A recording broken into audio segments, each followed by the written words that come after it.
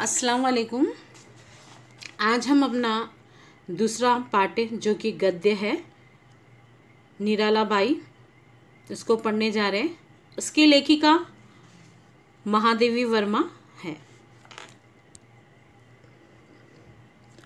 महादेवी वर्मा जी का अगर हम जीवन परिचय देखें तो कुछ इस प्रकार से है।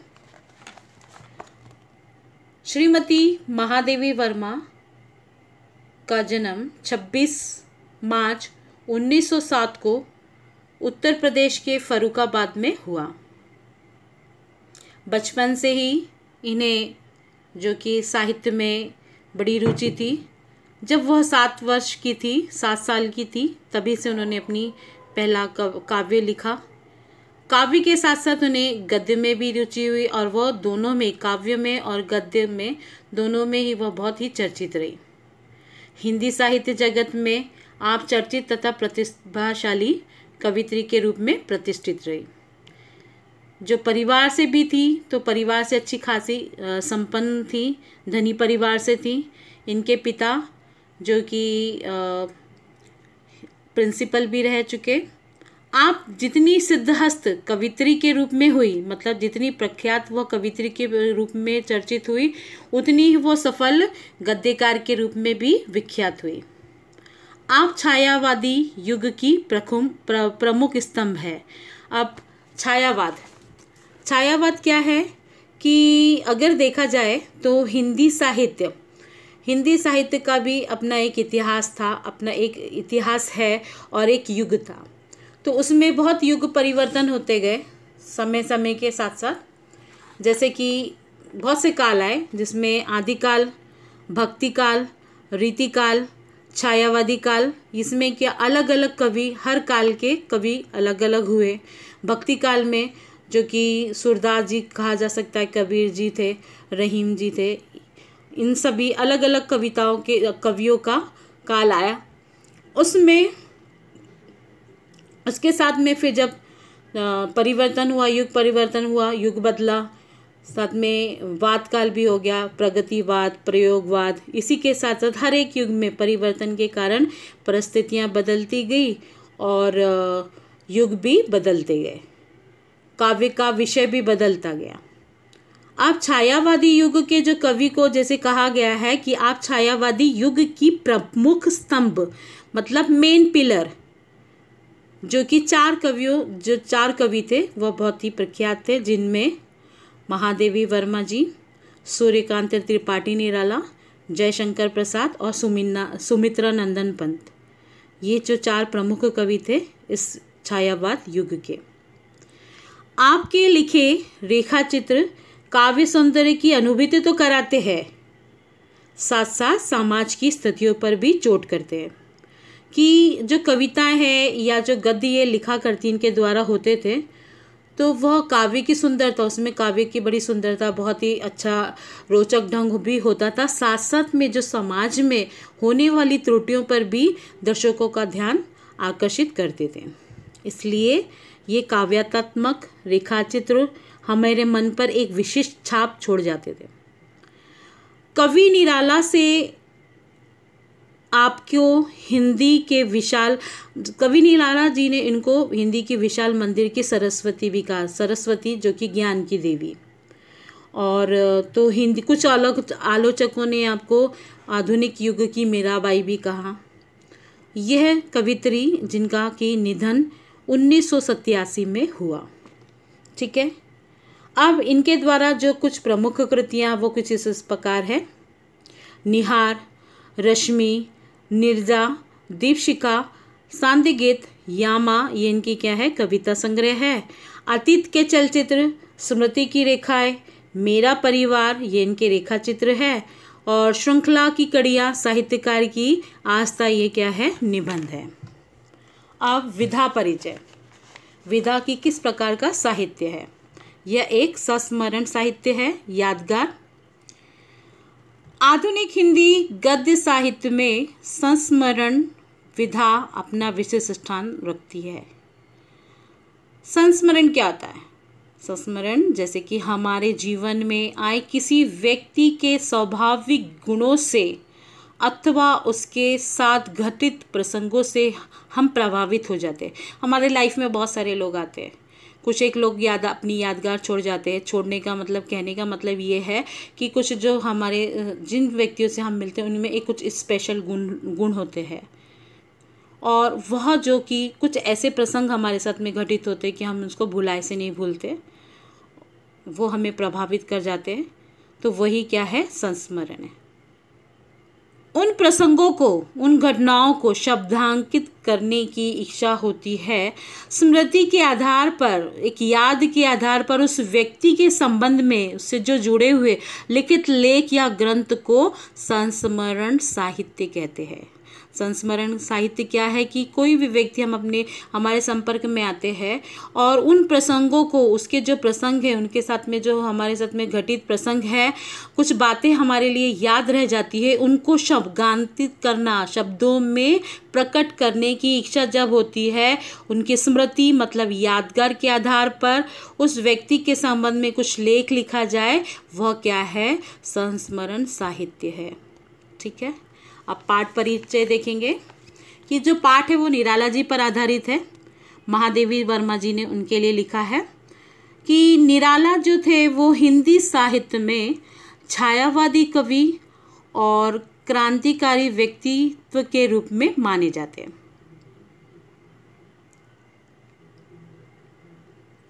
निराला जी जो थे हिंदी साहित्य में, हिंदी लिटरेचर में, जो कि उनका जो छायावाद काल में उन्होंने जब अपना योगदान दिया, तब वहाँ में वह बहुत ही चर्चित कवि के रूप में, क्रांतिकारी व्यक्ति, उनका एक अलग पर्सनालिटी थी, उस रूप में वो माने जाते।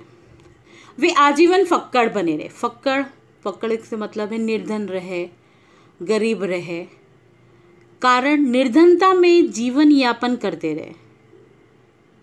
हालांकि वो बहुत एक सफल साहित्यकार थे, पर उन्होंने जीवन अपना कैसे बिताया, एक फक्कड़ के रूप में, निर्धन के रूप में जीवन यापन उन्होंने अपना किया, करते रहे, जीवन यापन करते रहे, तथा दूसरों के आर्थिक दुखों का बोझ स्वयं होते रहे। कारण क्या था उनका फक्कड़ बने रहने का, कि वो हमेशा, उनके पास में जो भी पूंजी जमा होती थी, कोई मदद के लिए मांगता, वह उसे तुरंत दे देते। बढ़ चढ़कर वह दूसरों के आर्थिक दुखों को क्या कर लेते थे, स्वयं ढो जाते थे। उन्होंने परिवार के सदस्यों के वियोग की व्यथा को भी सहा। साथ यही नहीं, वह फक्कड़ ही नहीं बने रहे, बल्कि वह परिवार से भी बहुत बिछड़े रहे। उनके सदस्यों का वियोग उनको बहुत ही, उनकी एक दुख की कहानी थी। व्यथा मतलब दुख उनके। और यही नहीं, उन्होंने अपनी परिवार के जो सदस्यों के वियोग की व्यथा मतलब बिछड़ने का जो दुख था, उसको भी अब उन्होंने अपने काव्य में उतारा, अपने कविताओं में उन्होंने उसमें लिखा। आतिथ्य करने में उनका अपनापन देखने ही बनता था। आतिथ्य मतलब मेहमान नवाजी। जो कोई भी हमारे घर में गेस्ट आते, वो उनका बहुत ही अच्छे से क्या करते थे, स्वागत करते थे, उनको अपनापन दिखाते। अपने समकालीन रचनाकारों के प्रति उनकी जो चिंता, उनकी संवेदनशीलता को रेखांकित करती है। उनका व्यक्तित्व लोहे के समान दृढ़ था तथा हृदय तो भाव तरलता से उत्प्रोत था। वे मानवता के क्या थे, पुजारी थे। इन्हीं गुणों को लेखिका ने शब्दांकित किया। जो उनकी जो स्पेशलिटी थी, वो कैसे थे, एक बहुत ही दृढ़ सफल साहित्यकार रहे। इतना होने के बाद में भी उन्होंने अपना जीवन निर्धनता, फक्कड़ की तरह बिताया। और कुछ एक कारण ये था कि वो अपने परिवार से बिछड़े रहे। उसकी व्यथा, उसका दुख भी उन्होंने अपने काव्य में प्रदर्शित किया। उनकी जो कविताएं होती थी वो ज़्यादातर श्रमिक मजदूरों के लिए होती थी, कि समाज में उनका क्या स्थान है, उनको क्या महत्वता मिलनी चाहिए, ये सारी बातें अपने साहित्य में वह लिखा करते थे। और इसीलिए उनको मानवता का पुजारी भी कहा जाता है। इन्हीं गुणों को लेखिका ने क्या किया है, शब्दांकित किया है। ठीक है, अब हम पाठ की तरफ देखेंगे। कवित्री कहती है, एक युग बीत जाने पर भी मेरी स्मृति से घटा भरी अश्रुमुखी सावनी पूर्णिमा की रेखाएं नहीं मिट सकी। यह एक क्या है, संस्मरण है। और जैसे कि कवित्री महादेवी वर्मा, जो उन्होंने निराला भाई के संस्मरण में लिखा, उन्होंने उनको एक चेहरा याद है जो कि भुलाए से नहीं भूलता। वह घटा भरी यहाँ पे कुछ काव्यात्मक भाषाएं लिखी है। घटा भरी मतलब बादल से भरी, अश्रुमुखी, एक उदास सा चेहरा, सावनी पूर्णिमा, सावन की पूर्णिमा से वह रेखाएं नहीं मिट सकी। एक उदास सा चेहरा उनके सामने आज तक याद है। उस रेखाओं के उजाले रंग न जाने किस व्यथा से गीले है। वह कहती है कि उनका चेहरा जो सामने आता है कि वो पता नहीं किस व्यथा में, किस दुख में क्या थे, व्यतीत थे, कि अब तक सुख भी नहीं पाए। उड़ना तो दूर की बात है कि अभी तक वो गीले के गीले रहे। क्या उनकी ऐसी क्या व्यथा थी कि वो तो सुख ना तो छोड़ के, बल्कि वो उड़ भी नहीं सकते थे, दूर भी नहीं हो सकते थे। कवित्री कहती है उस दिन वो भुलाए से नहीं भूलती है। उस दिन मैं बिना कुछ सोचे ही निराला जी से पूछ बैठी थी। उन्होंने एक सवाल निराला जी से कर दिया, महादेवी वर्मा ने। उनको आज तक ये बात याद थी कि उन्होंने कहा कि आपके किसी ने राखी नहीं बांधी। महादेवी वर्मा कहती है कि मैंने अचानक ही अन्याय से उनसे एक सवाल कर दिया। सवाल कुछ इस प्रकार से था कि आपको किसी ने राखी नहीं बांधी। अवश्य ही उस समय मेरे सामने उनकी बंधन शून्य कलाई और पीले कच्चे सूत की ढेरों राखियां लेकर घूमने वाले यजमान खेजियों का चित्र था। मैंने जब उनसे ये प्रश्न पूछा कि अरे आपके सुनी कलाई, आपको किसी ने राखी नहीं बांधी, आपकी कोई बहन नहीं है? और मैंने भी देखा कि वो एक ब्राह्मण है और किस प्रकार से वो खाली हाथ लिए घूम रहे हैं, जबकि दूसरे यो यजमान है, मतलब दूसरे व्यक्ति है जो कि क्या है, अपने हाथों में, उनके हाथों में क्या है, राखी है, रक्षा है। पर अपने प्रश्न के उत्तर में मिले प्रश्न ने मुझे क्षण भर के लिए चौंका दिया। जो जवाब उन्होंने मुझे दिया, एक मिनट के लिए मैं चौंक गई। कौन बहन हम जैसे भुक्कड़ को भाई बनावेगी? उन्होंने क्या कहा, अरे कौन हम बहन, हम जैसे भुक्कड़ जिसके पास में कुछ नहीं, निर्धन है, हमें कौन भाई बनाना चाहेगी? मैं उत्तर देने वाले के एकांकी जीवन की व्यथा थी। इसमें जब उन्होंने ये उत्तर दिया तो उसमें एक एकांकी मतलब अकेलेपन के जीवन की दुख भरी चुनौती थी। ये चुनौती ही कहना कठिन है, पर जान पड़ता है किसी अव्यक्त चुनौती के आभास ने ही मुझे उस हाथ के अभिषेक की प्रेरणा दे दी। फिर पता नहीं अचानक से मुझे ऐसा लगा कि नहीं, मुझे ही इनको हाथ में राखी बांध देना चाहिए। मुझे अभिषेक की प्रेरणा, अभिषेक मतलब कुछ पहल करने की मुझे क्या मिली, प्रेरणा मिली, और मैंने उन्हें राखी बांध दिया। जिसने दिव्य वर्ण गंध मधु वाले गीत सुमनों से भारती की अर्चना की है और बर्तन मांजने वाले पानी भरने जैसे कठिन परिश्रम साधना से उत्पन्न संवेद बिंदुओं से मिट्टी का श्रृंगार भी किया है। मेरा प्रयास किसी जीवन व वंडर के कच्चे सूत में बांधने जैसा था, या किसी उच्छल महानंद की मोम के तटों में सीमित करने के समान यह सोचने विचारने का तब अवकाश नहीं था। पर आने वाले वर्ष निराला जी के संघर्ष ही नहीं, मेरी परीक्षा के भी रहे। कवियत्री कहती है कि मैंने ही पहल कर दी, मैंने ही उनको क्या कर दी, राखी बांध दी। कवित्री कहती कि यहाँ पर कवि निराला जी के बारे में उन्होंने बताया है कि किस प्रकार से दिव्य वर्ण गंध मधु वाले,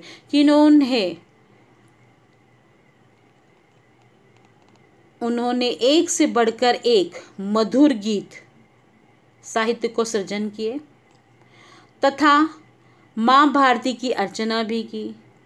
गीत के माध्यम से उन्होंने मजदूरों को भी क्या किया, मुख्य विषय बनाकर, उनके चरित्र बना करके काव्य रचना की। कठिन परिश्रम, उनके जो साहित्य में ज़्यादातर श्रमिकों और मजदूरों के लिए ज़्यादा लिखा करते थे।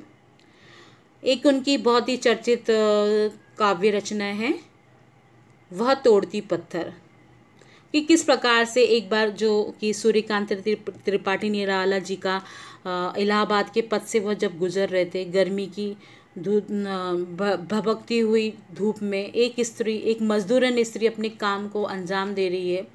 वो ना ही जो कि पत्थर तोड़ने का काम कर रही है, ना उसके उसके सर के ऊपर कोई छाया या छत्र थी या कोई छायादार वृक्ष था। तो ऐसे ही उन्होंने उसको देखकर एक कविता के रूप में ढाला और उन्होंने अपनी कविता, तो इसी प्रकार से उन्होंने सिर्फ साहित्य सृजन, मधुर ये सब नहीं दिया, बल्कि उन्होंने परिश्रम,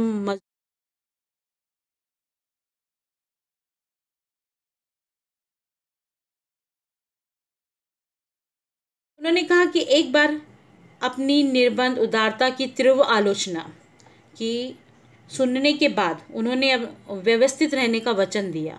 अब क्या होता है कि बहुत लोगों ने उनकी क्या की, उदारता की तीव्रता, मतलब उदारता मतलब दयालु थे, लोगों के साथ में बहुत क्या करते थे, हमेशा उनकी मदद किया करते। इस वजह से उनके पास में कुछ भी नहीं रहता था, तो लोग भी निंदा करते थे कि फक्कड़ है, कुछ नहीं कर पाते अपने लिए, कोई लोग आलोचनाएं करते थे। ये सब सुनने के बाद में उनमें थोड़ा सुधार आया, उन्होंने अपने आप को व्यवस्थित रखने का वचन दिया।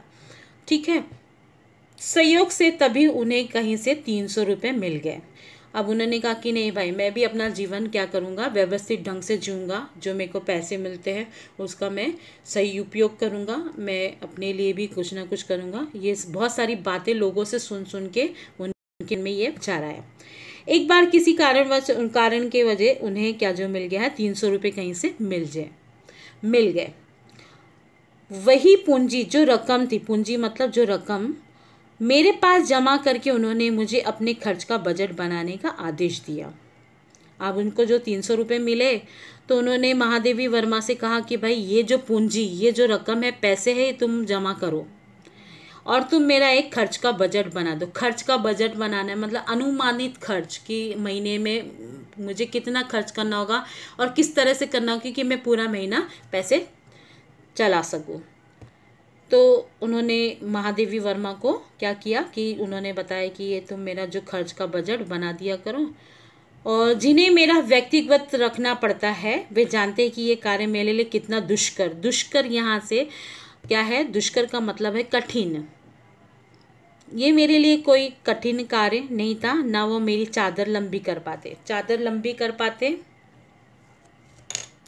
ना मुझे पैर सिकुड़ने पर बाध्य कर सकते। अब जैसे कि रकम है, रकम क्या होता है, जितने पास रहेंगी, लोगों की जितनी ख्वाहिशें होती है कभी कम नहीं होती है, तो ना हम पैर सिकुड़ पाते हैं, ना चादर लंबी कर पाते, यही है। और इस प्रकार एक विचित्र रसाकसी में 30 दिन बीतते रहते, कि मतलब किस प्रकार से महीने के 30 दिन हम, जो हमारे पास में पूंजी होती है, लोगों की ख्वाहिशें इतनी होती है कि वह खर्च तो बराबरी से होता रहता है और उसके साथ में कोई सिकोड़ने को बाध्य कर सकते, मतलब हम अपने पैरों को सिकोड़ते भी नहीं, चादर को फैलाई जाते।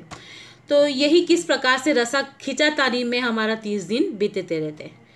पर अगर ये एक एग्जाम्पल देखोगे, पर यदि अनुत्तीर्ण परीक्षार्थी, अनुत्तीर्ण का मतलब है यहाँ पर, अनुत्तीर्ण मतलब असफल, जो अपने एग्जाम या परीक्षा में सफल नहीं हो सका, अनुत्तीर्ण परीक्षार्थियों की प्रतियोगिता हो, जो असफल विद्यार्थी उनकी जो कि क्या होगी, प्रतियोगिता रख दी जाए, तो जो हो तो 100 में से जो जिसको 10 अंक पाने वाले, 100 में से 10 अंक पाने वाला भी अपने आप को 0 पाने वाले से श्रेष्ठ मानेगा। अगर किसी को 100 में से 10 मिला तो वो बहुत अपने आप पर गर्व करेगा। क्यों करेगा? कि उससे जो नीचे आने वाले उसको 0 मिला, वो 0 मिला, वो तो कोई लायक है, मैं उससे बढ़कर क्या हूँ, श्रेष्ठ हूँ। ठीक है। अस्तुता नमक से लेकर नापित तक, नमक से लेकर नापित मतलब, नापित का मीनिंग होता है नाई, बार्बर, नापित तक चप्पल से लेकर मकान के किराए तक का जो अनुमान पत्र मैंने बनाया, जो उनका मैंने बजट बनाया, नमक से लेकर जो जो घर में चीज़ें सामान लगते हैं उनसे चप्पल तक लेकर नाई का खर्च का तक लेकर जो मैंने उनका अनुमान पत्र बनाया है, खर्च बनाया था, वह जब निराला जी को बहुत पसंद आ गया, बड़े खुश हुए। उन्होंने कहा अरे वाह, तुमने मेरा ये बजट बना दिया, अब इसी के आधार पर मैं चलूँगा। और उन्होंने महादेवी जी को क्या दे दिया, 300 रुपये दे दिया। जब उनको ज़रूरत लगेगी वह उस प्रकार से लेंगे। ठीक है। अब तब पहली बार महादेवी वर्मा को खुद को भी अपने अर्थशास्त्र के ज्ञान पर बड़ा गर्व हुआ कि मैंने चलो बजट बनाया कि इतना खर्चा है, महीने में ये होगा वो होगा। उन्होंने भी अपने आप को गर्व महसूस किया। अब दूसरे दिन से ही मेरे गर्व की व्यर्थता सिद्ध होने लगी। अब दूसरे दिन हुआ, उन्हें लगने लगा जो अपने आप पे गर्व कर रही थी वो व्यर्थ है, बेकार है, वो बेकार सिद्ध होने लगी। वे सवेरे ही आ पहुंचे, सुबेरे महादेवी वर्मा के घर पहुंच गए। कहा 50 रुपये चाहिए। उन्होंने जो 300 रुपये दिए थे महादेवी वर्मा को, उन्होंने उनसे क्या किया, 50 रुपये की मांग की। कारण, किसी विद्यार्थी का परीक्षा शुल्क जमा करना है। जब महादेवी वर्मा जी ने उनसे पूछा कि भाई तुम्हें क्यों पैसा चाहिए, तो उन्होंने कहा कि किसी विद्यार्थी का परीक्षा शुल्क, एग्ज़ाम फीस, शुल्क मतलब फीस, और अगर वो नहीं जमा कर पाएगा तो वह परीक्षा में भी नहीं बैठ पाएगा। तो उन्होंने उसकी मदद के लिए 50 रुपये महादेवी वर्मा से मांगे। संध्या होते होते, संध्या मतलब शाम होते होते, फिर वो वापस आए। किसी साहित्यिक मित्र, जो उनके ही समकालीन जो मित्र थे, उनको उन्होंने 60 रुपये देने, उनको 60 रुपये की आवश्यकता पड़ रही थी। तो सुबह में वो महादेवी वर्मा से 50 रुपये किसके लिए लेके गए, विद्यार्थी का शुल्क भरने के लिए। अगर वो भर नहीं पाएगा तो वो परीक्षा में नहीं बैठ सकता। शाम नहीं हुई तो उन्होंने अपने एक साहित्यिक मित्र को 60 रुपये दिए, किसी कारण उनको कोई काम आन पड़ा होगा। दूसरे दिन लखनऊ के किसी तांगे वाले की माँ को 40 रुपये मनी ऑर्डर देना पड़ा। दूसरे दिन दोपहर को उन्होंने, उनके कोई मित्र थे जो लखनऊ में रहते थे, उनकी माँ के लिए उन्होंने क्या किया, पैसे भिजवाए। फिर किसी दिवंगत से मतलब यहाँ पे दिवंगत का मतलब है मृत्यु को प्राप्त हो जाना, स्वर्गवासी। तो किसी स्वर्गवासी मित्र की भतीजी के विवाह के लिए उन्होंने 100 रुपये देना अनिवार्य समझा। अब उन्होंने कहा कि किसी दिवंगत मित्र जो कि नहीं है, इस दुनिया में नहीं है, उसकी भतीजी का विवाह, तो मेरा ये फ़र्ज़ बनता है कि वो मेरे इतने कैसे थे, क्लोज़ फ्रेंड थे, मेरे मित्र थे, अब उनकी भतीजी की आज शादी है, तो उसके लिए उन्होंने 100 रुपये का लिफाफा दिया। उन्होंने सोचा कि मुझे देना चाहिए। सारांश कहा जाए तो यह है कि तीसरे दिन उनका जमा किया हुआ रुपया समाप्त हो गया। जो उन्होंने अब किसी को, पहले विद्यार्थी को 50 रुपये दिए, फिर उसके बाद में 60 रुपये किसी साहित्यिक मित्र को दिए, फिर किसी की जो टांगे वाले की माँ जो कि लखनऊ में मनी ऑर्डर भेजा, दिवंगत मित्र के लिए 100, उनके मित्र की भतीजी के लिए 100 रुपये दिया उन्होंने।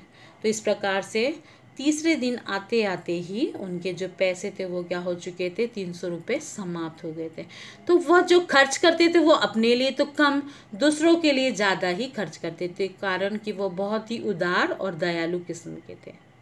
इसके लिए आजीवन ही वो क्या बने रहे, फक्कड़ रहे, गरीब रहे, निर्धन रहे, और लोगों का बोलने का कारण बनते रहे। लोग उनके ऊपर आलोचनाएं भी करते थे, लोग उन पर तानाकशी भी किया करते थे, पर उन्हें कोई फर्क नहीं पड़ता था। और तब उनके व्यवस्थापक के नाते ये दान खाता मेरे हिस्से आ पड़ा। अब मैंने जो ये दान कहा था, मैंने किस प्रकार से मैं मैनेज कर व्यवस्थापक मतलब मैं उस चीज़ की, उनके पैसों की व्यवस्था जो मैंने बनाई थी कि ये इस समय ये खर्च होगा, परंतु वो आते ही आते ही वो पूरा के पूरा पैसा खर्च हो चुका। इस प्रकार अब हम इतना ही आज के लिए काफ़ी है। अब नेक्स्ट पार्ट में हम नेक्स्ट पार्ट जो पढ़ेंगे मैं आपको आगे एक्सप्लेन करूँगी। ठीक है, अल्लाह हाफिज़।